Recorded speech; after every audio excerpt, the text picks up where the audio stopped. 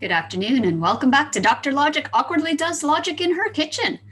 Today we're going to go through another example of the process of translating from English into a predicate logic language. This will involve not just constructing the language and then doing the translations, but this time I'm actually going to give you a scenario where you need to come up with the sentences to translate yourself. So I've already prepared something on the whiteboard, so let's bring that up. You'll see we've got this lovely collection of shapes of various sizes, various types, and various colors. So ordinarily, if we were doing this face-to-face, I would have you guys get into small groups, chat with each other for a bit, and come up with lists of true sentences that explain or describe this collection of shapes. They can be very simple, they can be very complex, but let's pretend we're going to pause for 5 minutes for you to write down true sentences. Pause. Okay, 5 minutes is up. Hopefully you've had a chance to write some things down.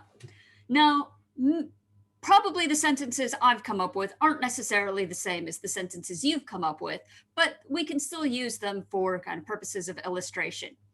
So things that we can say about these collections of shapes that are true are, there is a square. Not everything is a circle. There are two distinct purple objects. There are no green shapes. No triangle is a square. No square is a circle. The purple square is bigger than the orange square. The purple square is bigger than an orange triangle. Every shape exists in red. Only red things are circles. All blue things are squares. Some triangle is the same color as some circle. Some shapes are bigger than others. There are at least 2 triangles. There are also at least 3, and there are also at least 4, but there are not more than 4 triangles. We can also say more complex things, for instance, that there is a blue shape between a purple shape and a red shape, and that there is a square between 2 squares, and that there is no triangle that is next to a triangle, depending on how we define the next to relation, because you might think, ooh, diagonals count as next to. Anyway, you can kind of pick how you want to interpret that. And quite a variety of other sorts of things. So when we are looking at a scenario like this, you've got a collection of objects, they have a collection of properties, and then you have to ask yourself, well, what are the important things that we want to incorporate in our language so that we can actually express statements about these things? You might want to first say that there are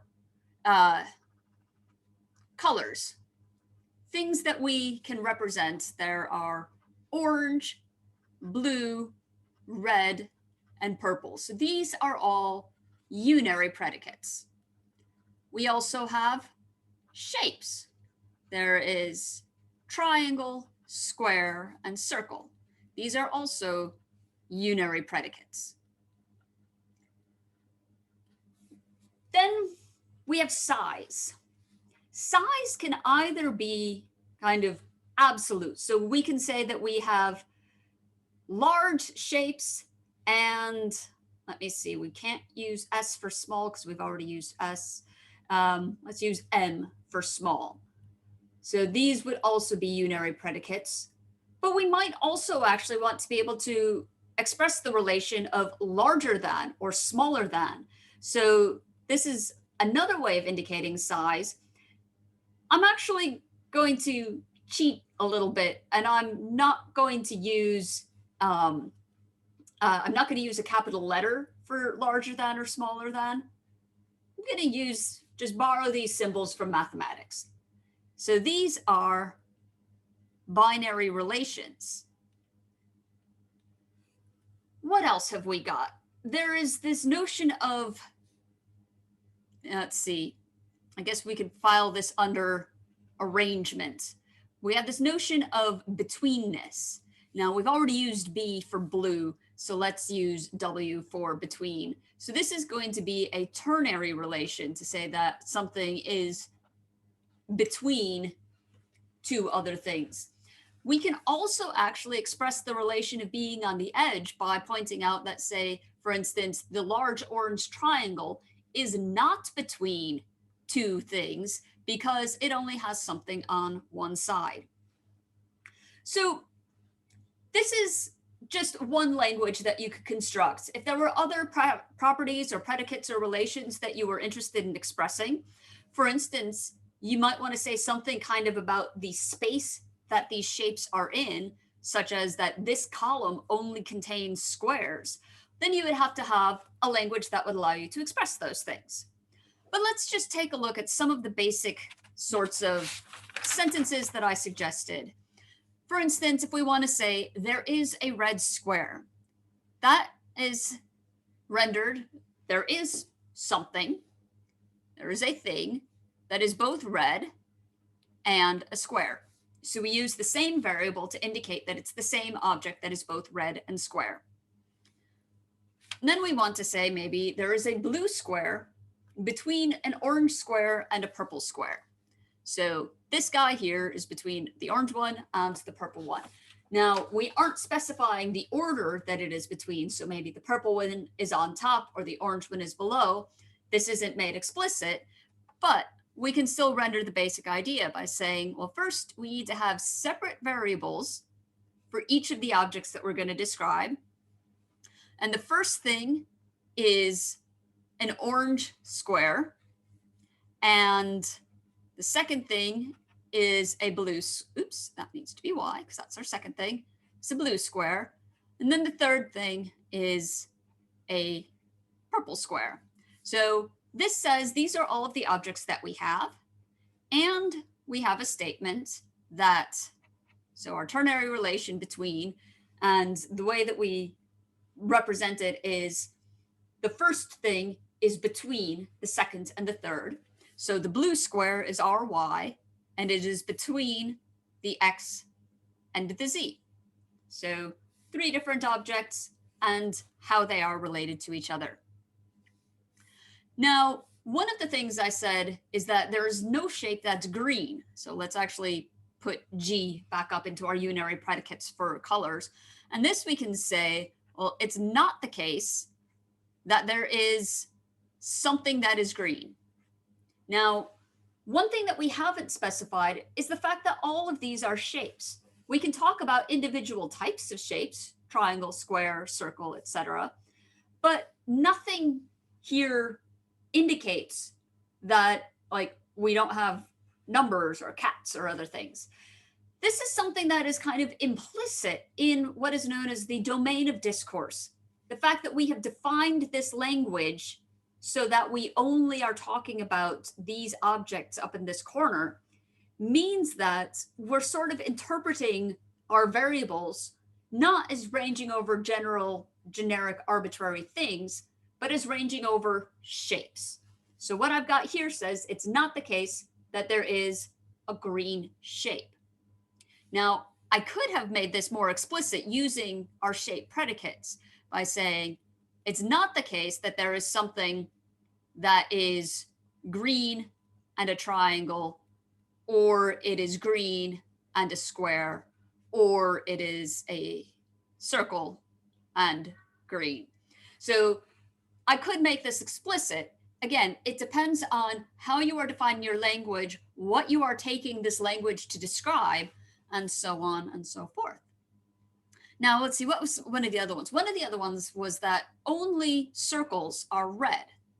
So only is not one of our logical connectives. And you might be wondering, well, how do we represent this using just propositional connectives and quantifiers? And you do it with a conditional. Only if and only if, all of these things are expressing conditions on certain things. They're either going to be necessary or sufficient. And if you want, go back to the videos on propositional logic and the conditionals to sort out the difference between the two. But what we want to say, if we say that only circles are red, that's the same thing as saying that if something is a circle, then it is red. So redness is a necessary condition for being a circle. Now, let's see. Here's a good one. There are 2 distinct triangles. So you could, I mean, I could count this triangle many, many times. I could say, oh, look, there's a triangle, 1, there's a triangle, 2. But usually when we use counting words, we generally mean things not the same. So if I want to say that there are 2 distinct triangles, well, first I need to be able to say that there are 2 triangles. Oops, sorry, that last X should be a Y. But it's not enough to just say there is a Y, there is an X, TX and TY. This doesn't force X and Y to be picking out different objects in our domain. What you would need to add for this is a statement that these 2 are in fact not identical. Well, let's do some stuff with the binary relation, bigger than and less than. So we can say individual things such as there is an orange triangle that is larger than a purple triangle. So that would be saying something like there are 2 objects, X and Y, where X is a triangle and Y is a triangle, and X is orange and Y is purple, and X is bigger than Y. Now, here's a case where we haven't explicitly said that the 2 triangles are distinct from each other. We naturally know that they are because we know as humans that colors are exclusive. So if something is purple, it is not orange. And if something is orange, then it is not purple.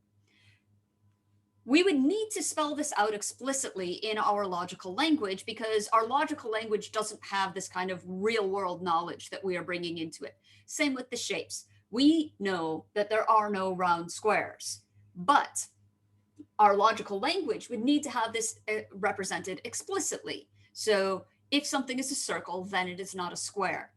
These sorts of things would actually end up being axioms in this logical language. They are things that would be true no matter what kinds of shapes we drew up here, unless, of course, we were doing the very clever trick of Mr. Willy Wonka, and we have these square candies that look round.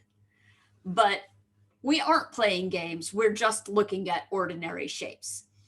So these are all of the bits that go into describing scenarios, picking out what are the important parts of our language, what do we want to be able to say, what is the background knowledge, the things that we just naturally assume as people, but which need to be hard encoded into our logical system before we could start proving anything or deriving anything or saying what counts as true and what counts as false.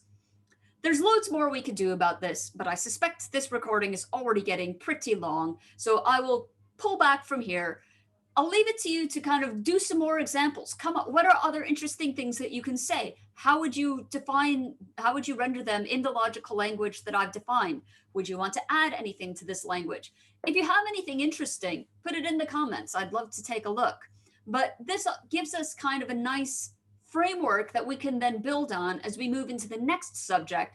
We have finally exhausted everything we wanted to say about predicate languages, and now we can actually move on to the semantics and make explicit how we can represent truth and falsity in this sort of setting.